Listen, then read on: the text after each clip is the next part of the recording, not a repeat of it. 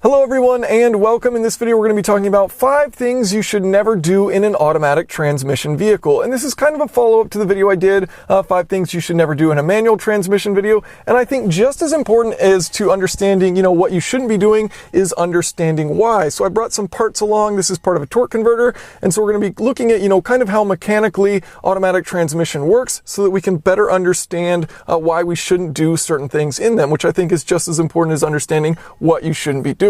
So the first one we're going to talk about is that you should never put your vehicle in neutral when you're coasting down a hill.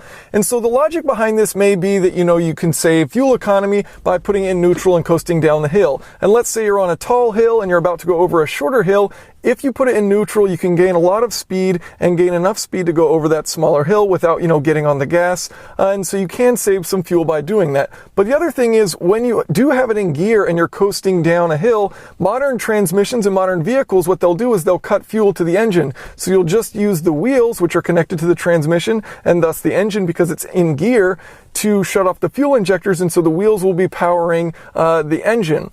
And so in that case, you won't be using any fuel. So as you're going down that hill, you won't be using any fuel. And you can see this on fuel economy indicators. If you put it on neutral, it'll read something a little bit lower. And then if you put it in drive, then you can notice that the instantaneous fuel economy will go up to the highest number that it can read because it's shut off fuel from going into the engine. Now, the other reason why you don't want to do this, and there's really 3 reasons, is that it kind of takes a bit of your control out of the vehicle. So when you're in neutral, you only have the ability to slow your vehicle down. You no longer have the ability to speed up because you're not in gear. So you're taking out part of your control from it. And the third reason, if those aren't good enough for you to not put it in neutral when you're coasting downhill, it's often illegal in states. So I started looking up the law in a bunch of different states. Not every state, but I found 15 states, and I will include links to all of these states' laws in the video description. But there's a huge list of states, Arizona, California, Colorado, Delaware, Georgia, Illinois, Michigan, and so on. 15 states which I found citable sources. You can go onto these government websites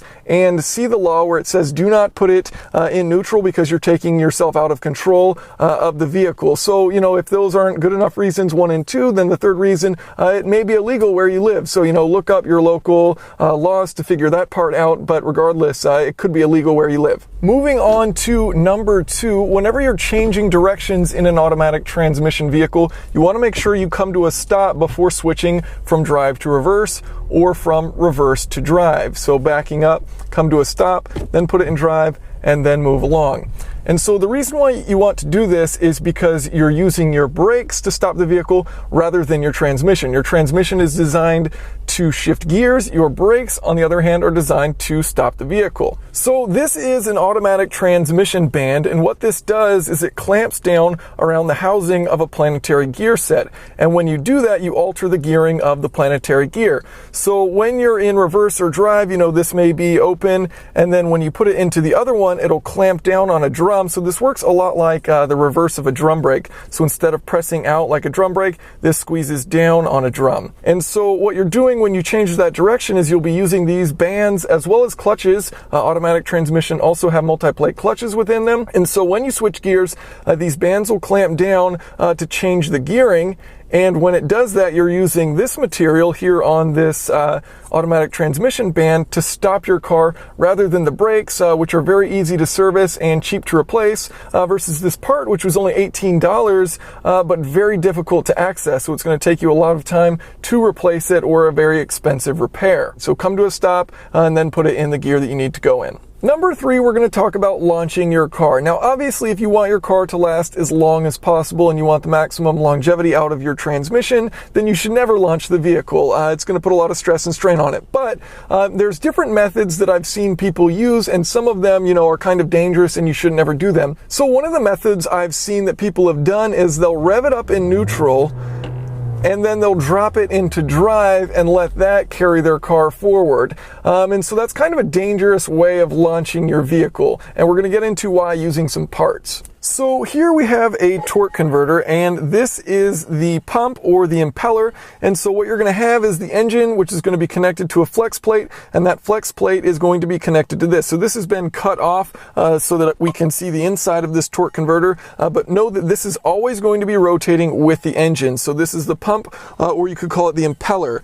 And within this, we have the stator, which we'll go ahead and set aside. What that does is it reverses the direction of the fluid when it's transferring between one side from the pump to the turbine. And so here we have the turbine, and so you can see an internal spline there, and this is what's going to be rotating with the transmission. So this will be splined with the transmission. As the impeller rotates, it will force this turbine to rotate, and as the turbine rotates, it will rotate the transmission and thus the wheels. So this is a fluid coupling, and so what that allows you to do is have a difference in speed between your transmission and your engine. So your engine can be rotating and your transmission can stay stationary, as I'm demonstrating here. So this is connected with the flex plate, and as that rotates, you can see the transmission can be held still. So when you're at a stop, that's what will be happening. This will be rotating and the turbine will just be stationary because it's connected to your wheels, which are not moving.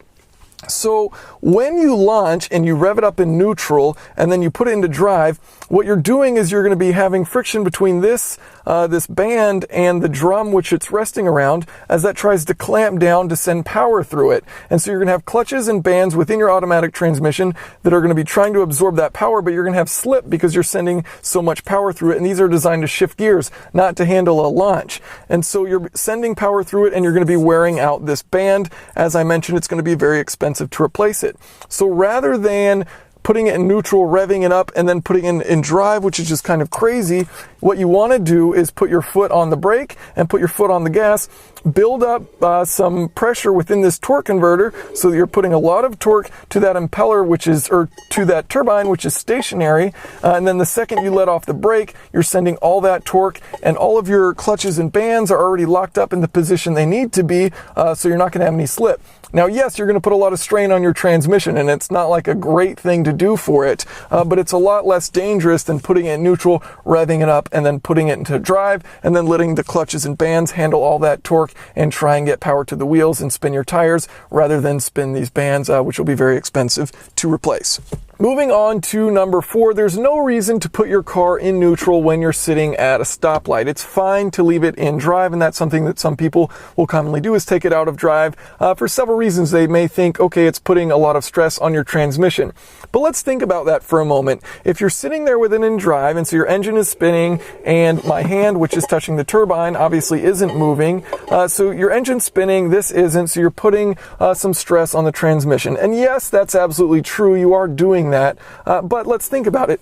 Once you let off the brake and you start accelerating, you're putting a far greater force into that turbine to move your vehicle forward than if you're just sitting there with your engine idling and it's trying to put some of that energy into the turbine.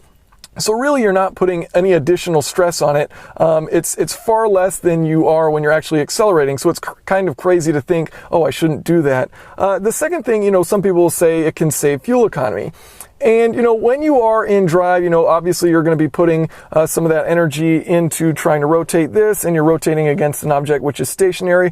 Whereas if you put it in neutral, it can spin much easier because you're disconnecting from the transmission. Well, the thing is you will tend to idle higher in neutral versus being in drive. But regardless, it's not going to be a big fuel economy difference. I actually had a Volvo in which gave a live readout of your fuel economy while you're sitting there at a stoplight, and it said it was using 0.3 gallons per hour. So if you think that you're just going to sit at a stoplight for, let's say, 30 seconds, you do the math, that's 0.0025 gallons to sit there at that stoplight with it in drive, as I had it in that Volvo with the live readout.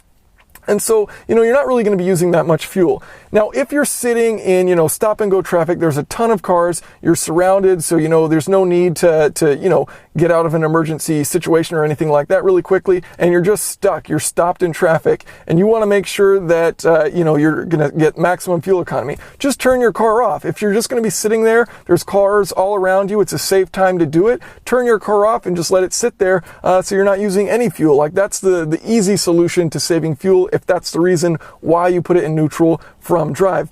And then the other thing, switching from neutral to drive, you might think, oh, there's going to be less wear, things like that. And you are going to be using these bands as you switch from neutral to drive to clamp down on the transmission. Either way, it's not going to be a lot of wear because your vehicle isn't moving and there's not a whole lot of energy being put into that transmission. So I wouldn't really worry about wear of doing it from neutral to drive, but there's really just no good reason to take it out of drive. Just leave it in drive when you're sitting there at the stoplight and, you're not putting any additional wear and you're not really going to be saving any fuel. Moving on to number 5, you should never put your vehicle in park until you've come to a complete stop. So you should never put it in park while the vehicle is moving.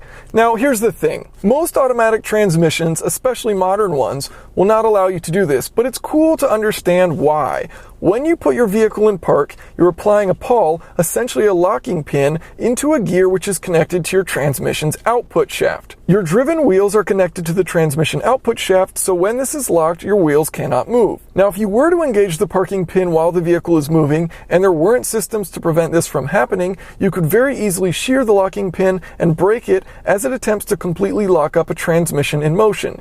Either way, you'd be putting a huge amount of stress into your drivetrain and transmission. Now, I really can't think of any scenarios where you might think it's a good idea while you're moving to put it in park, but let's say you're trying to come to a stop and you can't really figure out how. You've got acceleration happening and you can't prevent it. Your throttle is stuck for some reason. The first thing you should do is firmly press your brakes. Your brakes are always going to be able to outpower your engine. Now, you may use up that vacuum assist, and so because of that, you may need to press really hard in order to get the brakes to successfully work, because once you run out of brake assist from the vacuum pump and you've got full throttle, you're going to lose that assist. And so you want to make sure you press that firmly. It may not seem like it's working because you don't have brake assist, so you got to push really firm. The other thing you can do is downshift. So as you downshift, you'll start to slow the vehicle down, and so that's another method of bringing your vehicle to a stop. So thank you guys for watching. If you have any questions or comments, feel free to leave those below.